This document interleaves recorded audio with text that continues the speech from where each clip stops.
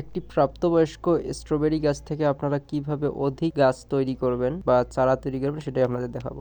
শুরুতে আপনাদের একটি প্রাপ্তবয়স্ক চারা গাছ লাগবে। সেই গাছটা থেকে আপনারা এরকম কিছু পরিমাণে কুশি দেখতে পাবেন যেগুলান ঝুলন্ত অবস্থায় থাকবে টব থেকে, টবের নিচে।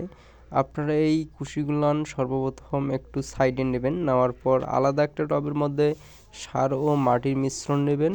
সার মাটির মিশ্রণ দিয়ে টবটি, এখনও যারা চ্যানেলটি সাবস্ক্রাইব করেনি তারা অবশ্যই চ্যানেলটি সাবস্ক্রাইব করে ভিডিওর মধ্যে একটি লাইক, কমেন্ট ও ভিডিওটি শেয়ার করে দেবেন। আমরা যে গাছটা থেকে চারা উৎপাদন করতেছি সেই গাছটার মধ্যে 3টা লতা দেখা যাচ্ছে। 3টা লতা থেকে আমরা 3টা চারা পাবো। তো আপনারা সকলের ভিডিওটা মনোযোগ সহকারে দেখবেন। দেখতেছেন এখানে 3টা লতা হচ্ছে অপর একটা গাছ থেকে আসার পর এই টবের মধ্যে মাটির নিচে দেওয়া হয়েছে। দেওয়ার পর একটু মাটি উপরে দেওয়ার পর এখন গাছটা লাগানো শেষ।